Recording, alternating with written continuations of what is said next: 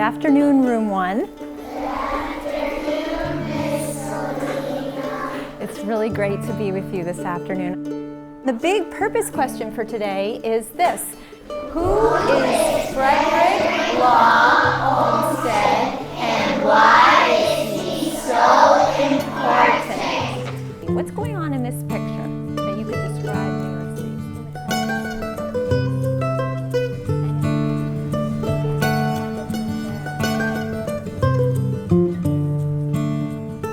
He took this polluted area with a ton of factories and he turned it into Central Park. And it's this huge expanse of just trees. Absolutely.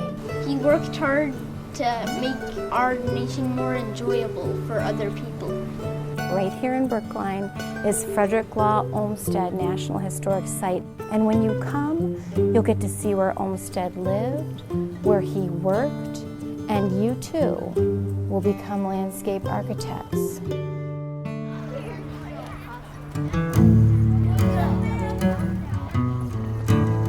When you explore the landscape today, what we want you to figure out is what is your favorite part in the Fairstead landscape? What's your favorite area and why? All right, let's go explore.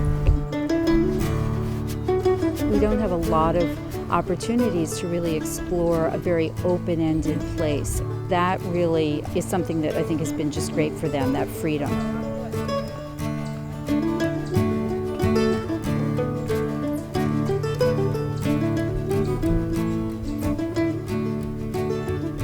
I'm drawing the branches and the trunk. For so many urban children, their experiences in their local landscapes may well be the key outdoor experiences they have in a lifetime. We want these places to come alive for these children. We need them to be the citizens of the future of these places and to steward them. How would you describe the rock garden to someone who has never been here before? It has a lot of shrubs and flowering trees. Rocks line a curved path. We've been studying the structures of life, so we've been looking at plants, but it's one thing to just take one leaf off of a plant, and it's another thing to look around here at this gorgeous site and see these trees from the 1800s. I think for a lot of them, it's the first time. I am drawing the eastern hemlock. The leaves are sort of like a little rough, and I like how the branches, they are bending over, they stretch out and they're not all like straight up. So who would like to go first? Coming up with words or phrases to describe the South Lawn. Anybody have one? Yeah, Jeff. It's a beautiful place. Okay, can you tell me more, like what, if I were to close my eyes and picture beautiful, beautiful might mean something to me that's different from you. So what do you see out here that makes it beautiful? The flowers, the plants, the trees. If you have a favorite, put your thumb up. Oh my gosh, all thumbs up, excellent. I like the hollow because it's all relaxing and there's a little shade and a little sun. My favorite place is the South Lawn because it's a really open space. I like the hollow because it was very peaceful and quiet, and if you ever had a worry, you could go there and like let it free.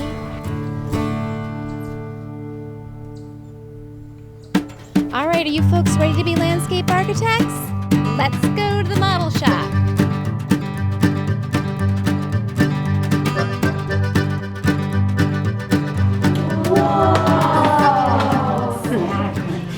You will see that there is a complete client card in here, and there's some cool things about the client card. A, we found out who our client is. Her name is Cheryl. And right up here at the top of the card are listed the 3 things she has got to have in her heart. This program is remarkable because it's so hands-on for the kids. It's completely accessible for everybody, no matter who you are or what your learning style is. Why not? Instead of just making that go, why don't we just attach this to that and make a narrow path that goes through that? But I'd like to know if that's going to be here.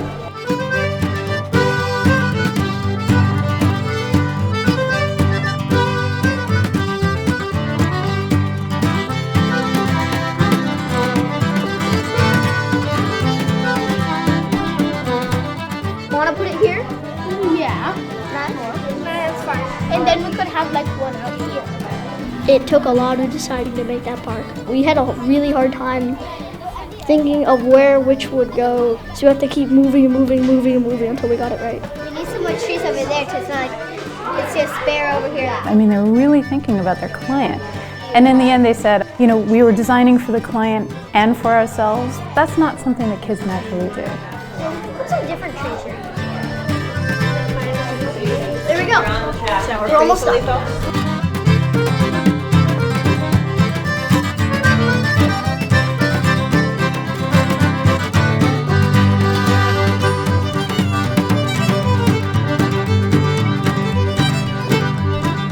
Tell us, who was your client and what did she ask for? Her name is Dyla, and she likes the great outdoors. Why did you put the trees like that? Designers. Well, right here there should be like a forest. Yeah, it's like all the trees are clumped together, and this place is like a walking place. So I think that the kids feel remarkably important and empowered by this curriculum. I noticed there are a couple of fields. What's the purpose for them? Oh, it's like where the kids can run around and play tag. They're scientists and architects and designers while they're here. That is something they hold on to for a long time. All right, designers.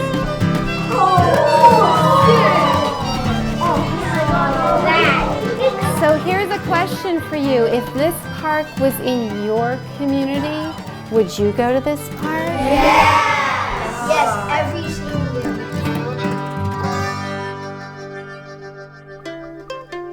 Welcome. We're so glad that you guys could come to visit us at Presley Associates.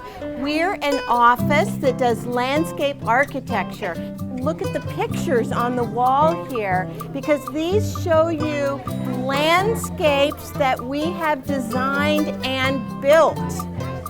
The whole idea of the kids presenting their work to us has been hands down the most interesting. And I love hearing the problems that they solve and their creative solutions. They knew much more than I anticipated that they would know in the kind of time frame that they had to learn about landscape architecture. It was hard really to find where we should put on the path for like people that are in wheelchairs. I put the pond there. We put a narrow path around it because she said afterwards she wanted to walk around the pond. I wish I had had a program that allowed me to understand what landscape architecture was when I was of the age that these kids are. Not being Olmstedian in some places gives the park more of a variety. Very interesting look.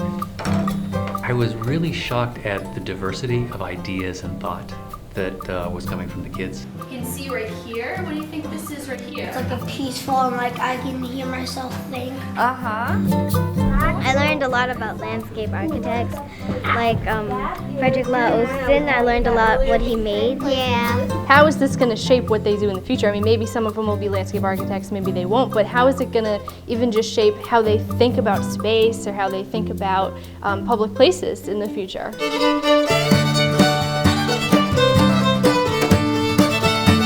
So how does a thoughtfully designed park help strengthen the community?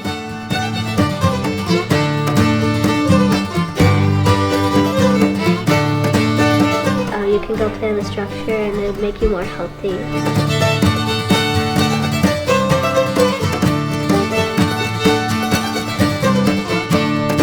There's a ton of trees to help create more oxygen. There are lots of places where there's benches where people can make friends and strengthen the community.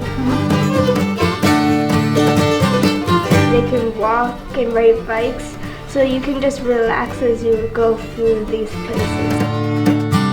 I think it was the funnest thing we did all year, and I definitely want to come back and do it again if I can.